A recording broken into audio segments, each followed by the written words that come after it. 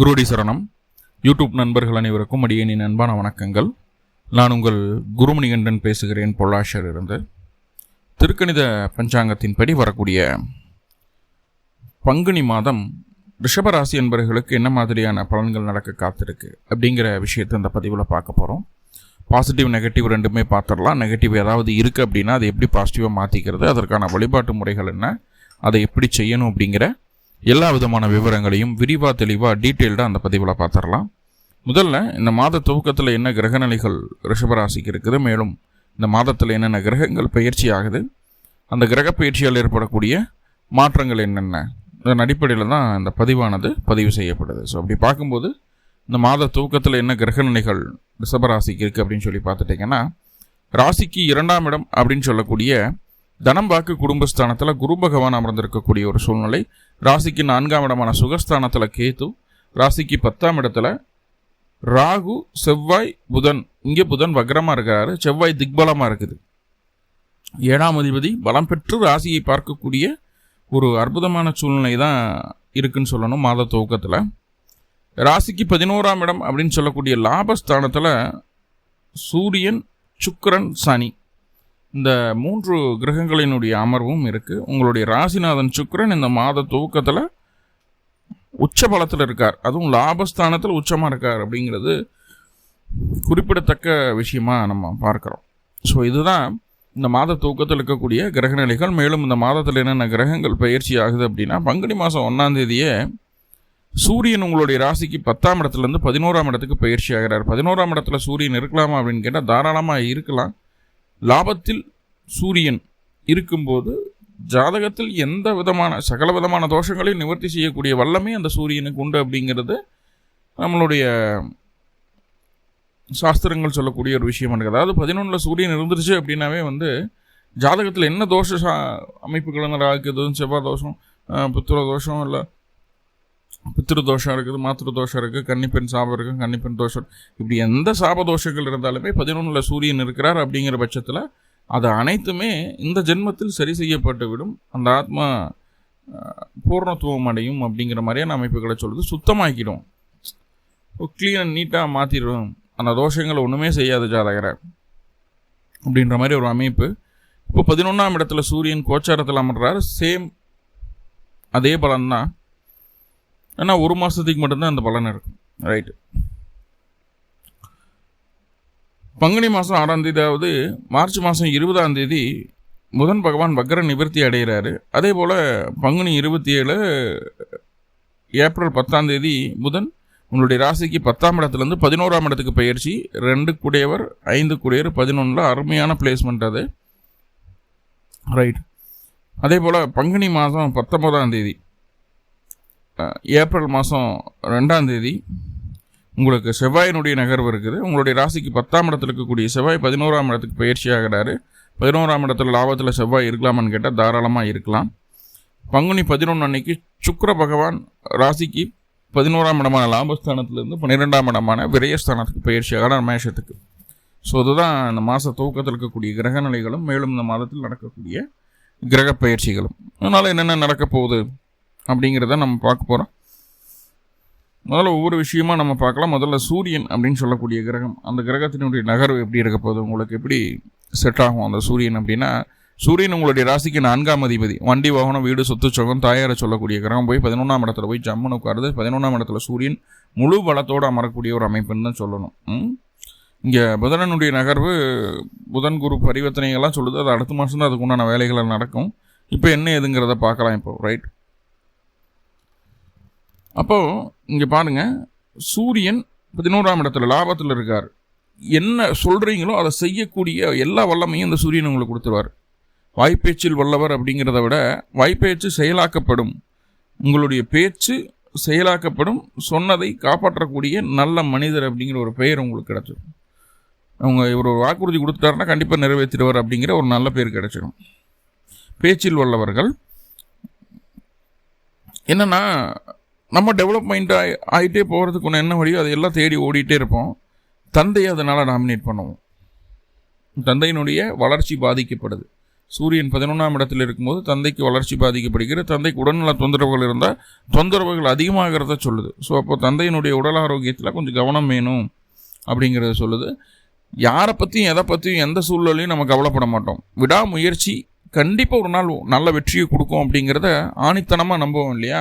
அந்த ஆணித்தனமான நம்பிக்கைக்கு உண்டான பலனை இந்த காலகட்டம் பார்ப்பீர்கள். விடாமுயற்சி அதனால் நல்ல பலனை அடையக்கூடிய ஒரு சூழ்நிலை. இதுக்கு முன்னாடி முயற்சி பண்ணியிருந்தால் இப்போ நல்ல ரிசல்ட் உண்டு. எதுவுமே செய்யாமல் நான் பெரிய ஆளாயிடணும்னா கண்டிப்பாக முடியாது, யாருனாலையுமே முடியாது. இதுக்கு முன்னாடி நல்லா முயற்சி பண்ணிக்கிறீங்க, நான் அதுக்கெல்லாம் ட்ரை பண்ணேன், ஆனால் இருந்தாலும் எனக்கு அது கிடைக்கல அப்படின்னா இப்போ முயற்சி பண்ணுங்கள், கண்டிப்பாக சக்ஸஸ் கிடைச்சிடும். இந்த நாள் வரைக்கும் எவ்வளோ பாடுபட்டீங்களோ அத்தனைக்கு உண்டான ரிசல்ட் இந்த காலகட்டம் கிடைக்கும். அதே போல் எது வந்தாலும் பார்த்துக்கலாங்கிற மனதைரியத்தை இந்த மாதம் கொடுக்குது உங்களுக்கு. நம்மளால் சமாளிக்க முடியலன்னா யாருனாலையுமே முடியாது. ஏன்னா எல்லாத்துக்கும் இறைவன் பொதுவானவன். காற்று நீர் நெருப்பு எல்லாம் பொதுவாக தானே இருக்குது.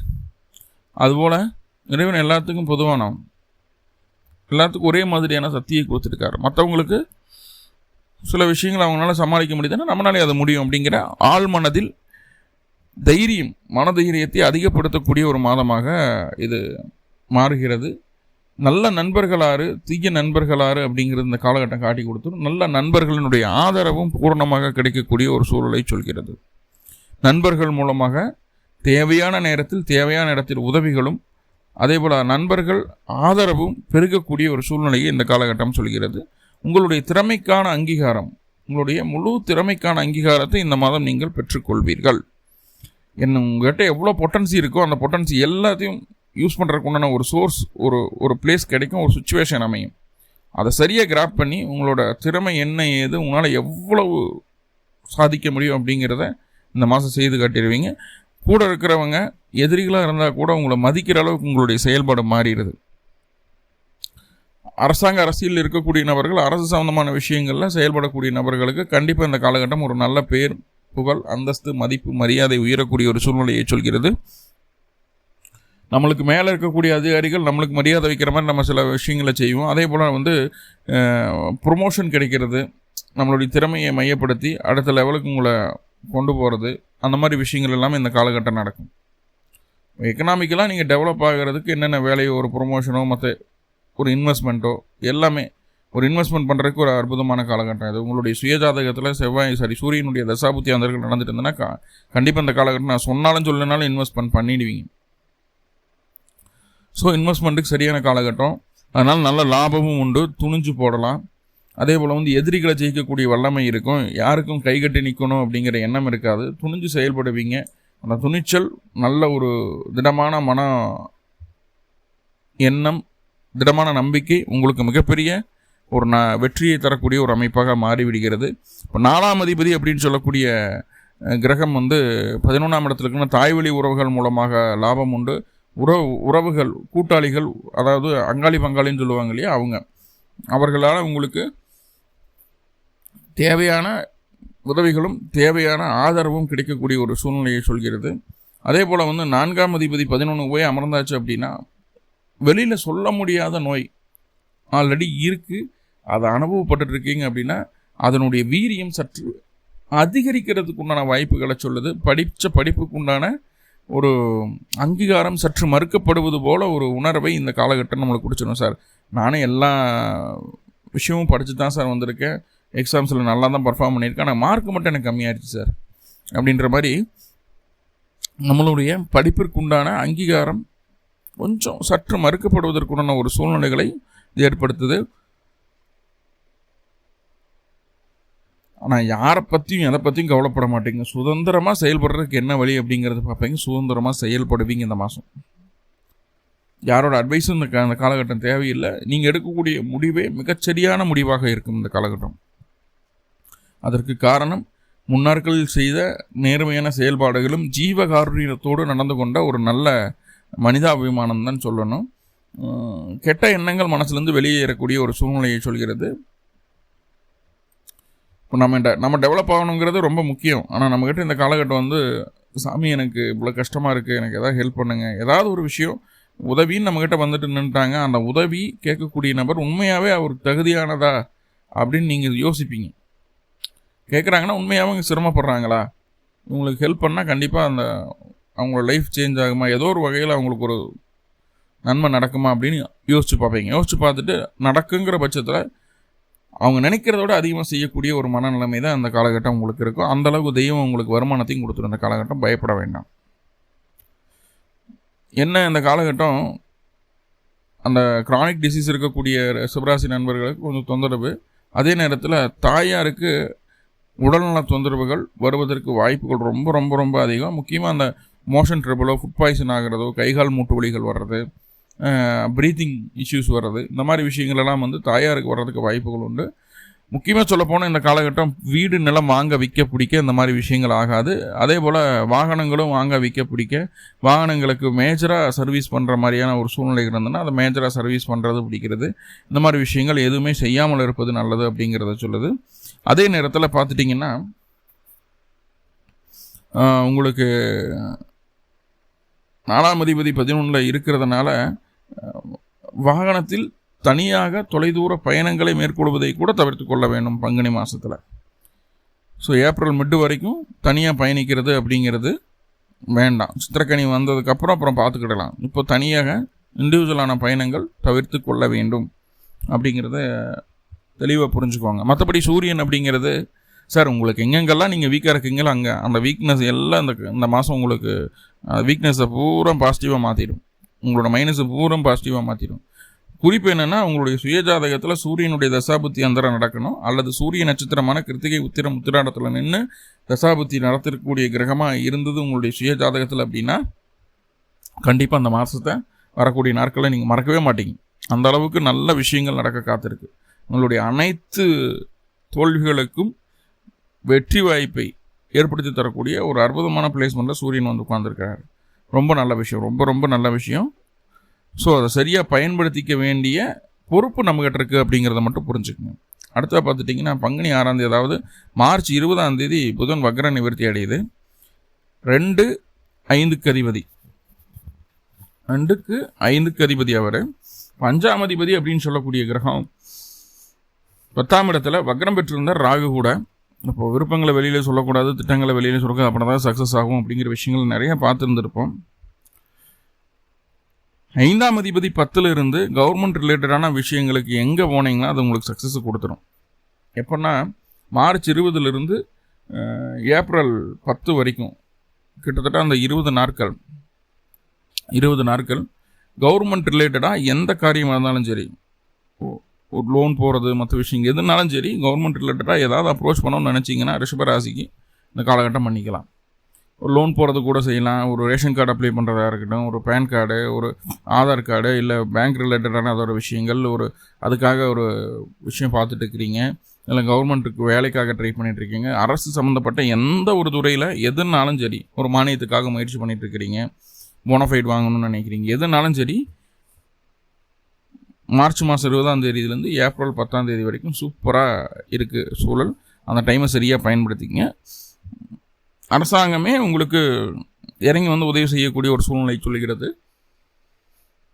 உங்களுடைய பெயர் புகழ் அந்தஸ்து அதிகரிக்கிறதுக்குண்டான வேலைகள் என்னென்னவெல்லாம் இருக்கோ அதை எல்லாத்தையும் இந்த காலகட்டம் செய்ய போகிறீங்க.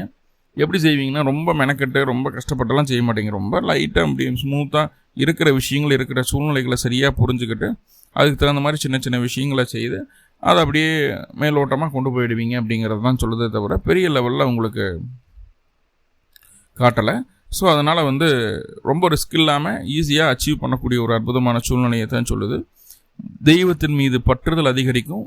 வயது மூத்த குருஸ்தானத்தில் இருக்கக்கூடிய நபர்களுக்கு அதிக மரியாதை தருவீர்கள். அவங்கனால தான் நீங்கள் முன்னாடி வந்தீங்க அப்படிங்கிறத முழு மனசாக ஏற்றுக்குவீங்க. அப்படியே அவங்கள இமிட்டேட் பண்ணுற மாதிரியோ இல்லை அவங்கள அப்படியே காப்பி பண்ணி உங்களை அவங்களுக்குள்ளே புகுத்தி சில விஷயங்களை நீங்கள் வெளியில் கொண்டு வர மாதிரியும் அந்த காலகட்டம் இருக்கும். என்ன மாதிரியே அவன் இருக்கான் அப்படின்னு சொல்லி உங்களுடைய குரு, உங்களுக்கு தொழில் சொல்லிக் கொடுத்த குரு நினைக்கக்கூடிய ஒரு அற்புதமான சூழ்நிலையை தான் சொல்லுது இந்த காலகட்டம். அதே போல் வந்து குலத்தொழில் செய்யக்கூடிய நபர்களுக்கு இந்த மாதம் வந்து ரொம்ப ரொம்ப நல்லாயிருக்கும். எந்த மாற்றமும் இல்லை. ஏன்னா சூரியன் போய் 11ஆம் இடத்துல இருக்கிற அதுக்கே சொல்லியிருக்கிறேன் நான். இப்போ 5 கூடியவர் நான் 10ஆம் இடத்துல இருக்கிறதுனால இங்கேயும் குலத்தொழில் அப்படிங்கிறது வந்து மிகப்பெரிய ஒரு பாசிட்டிவான சைனாக தான் நான் பார்க்குறேன். அப்பா செஞ்ச தொழில் நான் செய்கிறேன், இல்லை அம்மா அப்பா தாத்தா செஞ்சதை நான் செய்கிறேன் அப்படின்னா கண்டிப்பாக நீங்கள் இந்த மாதம் ரொம்ப சக்ஸஸ்ஃபுல்லான ஒரு லைஃப்பை லீட் பண்ணுவீங்க அப்படிங்கிறது எந்த மாற்றுக்கிறதுக்கு இடமில்லை. ஓகே, இப்போது 2ஆம் அதிபதி அப்படின்னு சொல்லக்கூடிய கிரகம் 10ல் உட்காந்துருக்கு. இந்த இடத்துல மட்டும்தான் ஒருத்தர் மனசு கஷ்டப்படுத்துகிற மாதிரியான வார்த்தைகளை பேசிடக்கூடாது. அதாவது சாபம் கொடுக்கறது அப்படிங்கிறது இருக்குது இல்லையா, அது மட்டும் ஆகாது. இப்போ நீங்கள் என்ன சொன்னீங்களாலும் கண்டிப்பாக நடக்கும், பலிக்கும். நல்ல வாக்குப்பலம் இந்த காலகட்டம் உங்களுக்கு உண்டு. இப்போ நீங்கள் ஒரு அஸ்ட்ராலஜியில் இருக்கிறீங்க, உங்கள்கிட்ட ஜாதகம் பார்க்க வரக்கூடிய அத்தனை பேர்த்துக்கும் நீங்கள் சொல்லக்கூடிய பலன் கண்டிப்பாக நடக்கும். நடக்காமல் போகிறதுக்கு வாய்ப்புகளே இல்லை. அப்போது இப்போ நீங்கள் என்ன நினைக்கிறீங்களோ, என்ன திங்க் பண்ணுறீங்களோ, அது அனைத்துமே பிரபஞ்சத்தோடு கனெக்ட் ஆனதாக இருக்கும். ஏன்னா 2 கூடியர் போய் 10ல் உட்காந்துருக்காரு இல்லையா.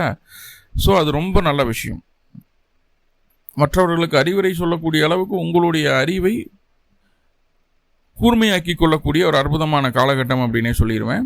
என்ன அந்த காலகட்டம் குழந்தை பிறப்பு அப்படிங்கிறது மட்டும் கொஞ்சம் தாமதமாகுது. குழந்தைக்காக முயற்சி எடுத்துகிட்டு இருந்தீங்கன்னா வரக்கூடிய ஏப்ரல் மாதம் 4ஆம் தேதிக்கு மேலே குழந்தை பிறப்புக்கு உண்டான ஒரு முயற்சிகள் எடுக்கிறது நல்லது. இப்போது அந்த குழந்தை பிறப்புக்கு உண்டான முயற்சிகள் எடுக்கும்போது அந்த அளவுக்கு சக்ஸஸ்ஃபுல்லாக இருக்கிறது இல்லை அப்படிங்கிறது சொல்லுது.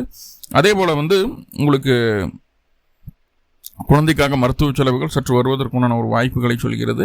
பதவி உயர்வு கிடைக்கிறதோ, நல்ல அதிகாரத்தில் இருக்கக்கூடிய பதவியில் இருக்குது. அதாவது நீங்கள் சொன்னால் 10 பேர் கேட்குற மாதிரியான ஒரு போஸ்டிங் இருக்கும் இல்லையா, நம்மளுக்கு கீழே ஒரு 10 பேர் வேலை செய்கிறாங்க, நம்ம தான் உங்களுக்கு கமாண்டிங் பவர் அப்படின்னா அந்த மாதிரியான ஒரு போஸ்டிங் உங்களுக்கு கிடைக்கிறதுக்குண்டான ஒரு சூழ்நிலைகளை சொல்கிறது. என்னென்னா 2ஆம் அதிபதி போய் 10ல் உட்காந்தாச்சு அப்படின்னா மற்றவங்க சொல்கிறத நம்ம கேட்க மாட்டோம். என்ன சொன்னாலும் எகெயின்ஸ்ட் நம்ம திருப்பி பதில் சொல்லிகிட்டே இருப்போம். எப்பவுமே அவங்க என்ன சொல்ல வர்றாங்க அப்படிங்கிறத புரிஞ்சுக்கிட்டு அதுக்கப்புறம் நம்மளுடைய வார்த்தைகளை விடுறது அப்படிங்கிறது ரொம்ப ரொம்ப முக்கியமான ஒரு காமன் சென்ஸ் அது. ஆனால் அந்த விஷயம் இந்த காலகட்டம் ரிஷபராசியிடமிருந்து எதிர்பார்க்க முடியாது.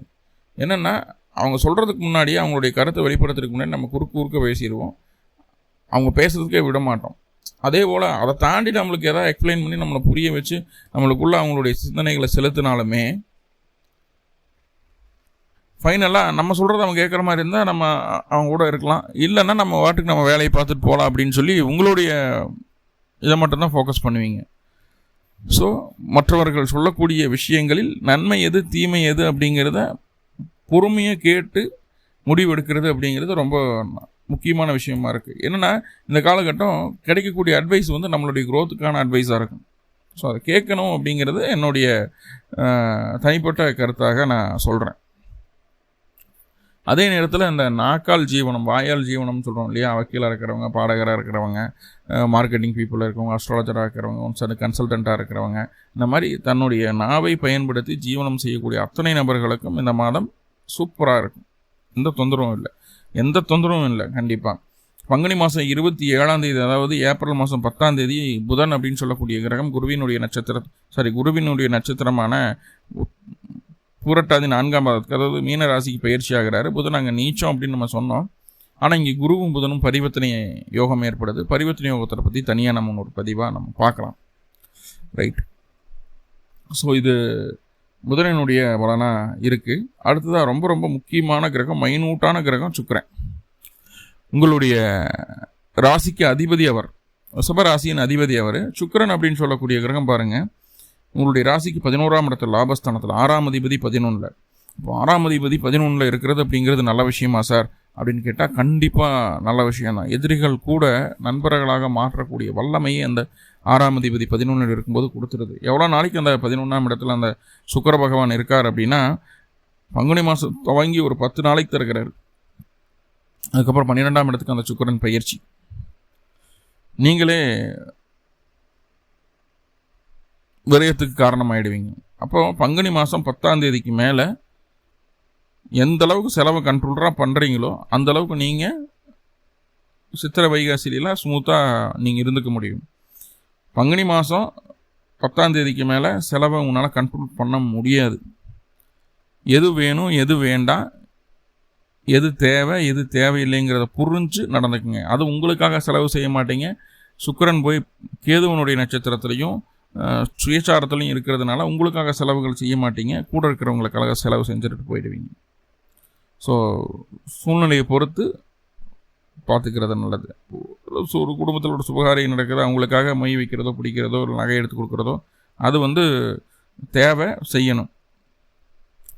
ஆனால் தேவையில்லாமல் செலவுகள், தேவையில்லாமல் ஒன்றும் இல்லை, நல்ல ஃபோன் இருக்குது கையில், அதவே யூஸ் பண்ணிகிட்டு இருக்கலாம், அது இன்னும் 2-3 வருஷத்துக்கு யூஸ் பண்ண முடியும். எனக்கு புதுசு தான் வேணும்னு சொல்லி போட்டு ஒரு 50,000-60,000 கூட புதுசு வாங்கிறது. ஆல்ரெடி யூஸ் பண்ண ஃபோனை கூடவே வச்சுருப்போம், புது ஃபோனும் கூட இருக்கும். அதை ரெண்டையும் சுமந்துக்கிட்டே நடப்போம். அது 1/2 கிலோ ஒரு ரெண்டும் சேர்ந்து சுற்றிட்டு இருப்போம். ஒரு தேவையா இல்லையா அப்படிங்கிறத பொறுத்து உங்களுடைய செலவுகளை செய்ய கற்றுக்கொள்ளுங்கள் இந்த மாதம் அப்படிங்கிறத சொல்லுது. ஆனால் சுக்கிரன் 11ஆம் இடத்துல இருக்க வரைக்கும் உங்களை ஜெயிக்கிறதுக்கு ஆள் கிடையாது. முதல் 10 நாட்கள் ரிஷபராசிக்கு ரொம்ப அமோகமான ஒரு சூழ்நிலை தான்.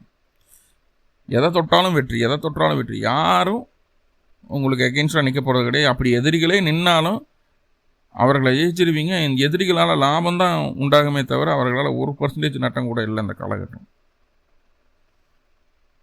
என்ன குழந்தை சம்பந்தமான விஷயங்கள் மட்டும்தான் கொஞ்சம் மன உளைச்சல் ஏற்படும். ஒரு 10-12 வயசுக்கு மேலே உங்களுக்கு வயதில் இருக்கக்கூடிய குழந்தைகள் இருக்காங்க, 12 to 20 அந்த வயசுக்குள்ளே இருக்கக்கூடிய குழந்தைகள் உங்களுக்கு இருக்காங்க அப்படின்னா அவர்களால் சற்று ஒன்று ஒழுக்கமாக படிக்க மாட்டாங்க, நண்பர்களுடைய பழக்க வழக்கம் சரி இருக்காது, லவ் பண்ணுறேன் முடிக்கணும் அப்படின்னு சொல்லிட்டு வீட்டில் வந்து சொல்லிட்டு கிடப்பாங்க. ஸோ அந்த மாதிரியான ஒரு சூழ்நிலைகள்லாம் இருக்குது இங்கே. ஸோ அந்த டைமில் அந்த மாதிரி ஏஜ் குரூப்பில் உங்களுடைய குழந்தைகள் இருந்தாங்கன்னா அதை மட்டும் கொஞ்சம் கவனமாக பார்த்துக்குங்க. ரைட். அதே போல் பங்குனி மாதம் 11ஆம் தேதிக்கு மேலே, அதாவது மார்ச் 25க்கு மேலே ஏப்ரல் 13ஆம் தேதி வரைக்கும் சரியாக தூக்கம் இருக்காது. கிட்டத்தட்ட ஒரு 16-17 நாட்கள் வந்து பெரிய லெவலில் நல்ல ஒரு நிம்மதியான தூக்கம் அப்படிங்கிறது ரிஷபராசிக்கு இருக்கிறதுக்கு வாய்ப்புகள் இல்லை அப்படிங்கிறத சொல்லுது. ஓகே, அப்புறம் சுக்கிரன் அப்படின்னு சொல்லக்கூடிய கிரகம் 12க்கு வந்ததுக்கப்புறம் செலவுகளை முடிஞ்சளவு கண்ட்ரோல் பண்ணிக்கோங்க, அதுதான் நல்லது. அடுத்தா செவ்வாய் 10ஆம் இடத்துலேருந்து ராசியை பார்க்குறாரு. வாழ்க்கை துணையினுடைய ஆதிக்கத்தின் கீழே தான் நீங்கள் இருப்பீங்க, அதில் எந்த மாற்றமும் இல்லை. அவங்க என்ன சொல்கிறாங்களோ அதை கேட்டு நடக்கிற மாதிரியான ஒரு சூழ்நிலைகளை சொல்லுது.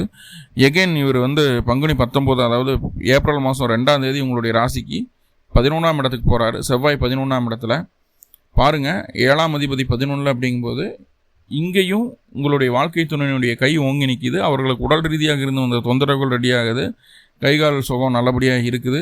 அதே நேரத்தில் வந்து அவங்க நினச்சதை, அவங்க விருப்பப்பட்டதை செய்யணும்னு நினச்சதை தான் செய்யணும். அவங்களுடைய விருப்பம் தாண்டி நீங்கள் என்ன செஞ்சீங்கனால கணவன் மனைவிக்குள்ளே கருத்து வேறுபாடுகள் வந்து சண்டை சச்சரவுகள் வர்றதுக்கு வாய்ப்புகள் அதிகம்.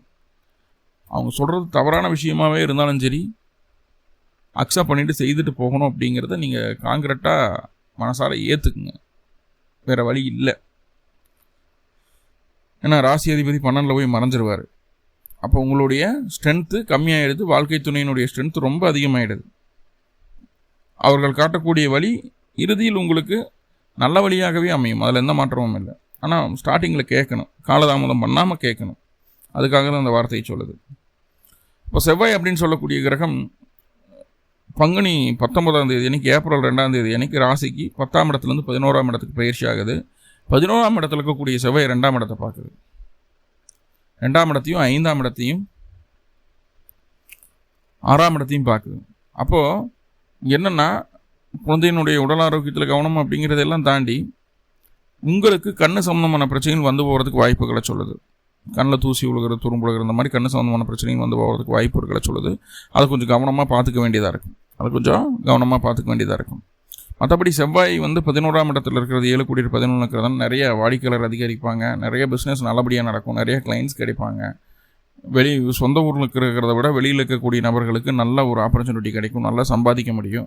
அதே நேரத்தில் சொந்த ஊரில் இருந்துட்டு வெளி ஆட்கள் கூட மட்டும் உங்களுடைய அவங்களுடைய உதவி தான் அவங்களுடைய பிஸ்னஸ் நடத்துது. இங்கே கோயம்புத்தூரில் உட்காந்துட்டு வெளிநாட்டில் வியாபாரம் பண்ணிகிட்டு இருக்கக்கூடிய உங்களுக்கும் இந்த காலகட்டம் நல்ல ஒரு வருமானமாக இருக்குது. ஏன்னா ஹவுஸ் ஒய்ஃபுக்கு மட்டும் இந்த காலகட்டம் அந்த அளவுக்கு ஒரு ஃபேவராக இல்லை. எல்லா சூழல்களும் உங்களுக்கு சாதகமாக இருந்தாலும் ஏதோ ஒரு விஷயம் உங்களுக்கு லேக் ஆகுது, எதையோ நம்ம இழக்கிறோமோ அப்படிங்கிற ஒரு திருப்தியற்ற மனநிலைமை ஹவுஸ் ஒய்ஃபுக்கு மட்டும் இந்த காலகட்டம் இருக்குது. சுக்கிரனை பற்றி சொல்லிட்டோம், செவ்வாயை பற்றி சொல்லிட்டோம், அந்த கிரகங்களுடைய பயிற்சி தான் நடக்குது. ஸோ நிறைய பாசிட்டிவ் இருக்குது ரிஷபத்துக்கு, கொஞ்சம் நெகட்டிவ் இருக்குது இல்லையா? அந்த நெகட்டிவை பாசிட்டிவாக மாற்றிக்கிறதுக்கு ஏதாவது வழி இருக்கா சாமி அப்படின்னு கேட்டால் கண்டிப்பாக கட்டாயமாக உண்டு. சிம்பிளாக அருகில் இருக்கக்கூடிய காமாட்சி அம்மன் கோவிலுக்கு போங்க. காமாட்சிக்கு 2 நல்ல தெய்வம் போட்டு வழிபாடு பண்ணிட்டு வாங்க. இந்த மாதம் சூரியன் 11 இருப்பதும், ராசி அதிபதி 11 இருப்பதும், செவ்வாய் 11ஆம் இடத்துக்கு பயிற்சி ஆகுவதும், 11ஆம் இடத்தில் 1க்கும் மேற்பட்ட கிரகங்கள் இருக்கிறதும் மிகப்பெரிய வெற்றி வாய்ப்பு அது பெற்று தந்துடும். காமாட்சி வழிபாடை மட்டும் பண்ணுங்கள், டெய்லியுமே முடிஞ்சால் பண்ணுங்கள். நடக்காது அப்படின்னு நினச்ச காரியங்கள் கூட, நம்மளால் முடியாதுன்னு நினச்ச காரியங்கள் கூட கண்டிப்பாக சக்ஸஸ்ஃபுல்லாக நடந்துடும். அதில் எந்த மாற்றமும் இல்லை. மேலும் ரிஷபராசி என்பவர்களுக்கு எல்லாமே நன்மையாக நடக்கணும்னு சொல்லி எல்லாம் பல பரம்பொருளை பிரார்த்தனை பண்ணிட்டு இந்த பதிவை முடிச்சுக்கிறேன். நன்றி நண்பர்களே, நன்றி. வாழ்வளமுடன். திருச்சிற்றம்பலம்.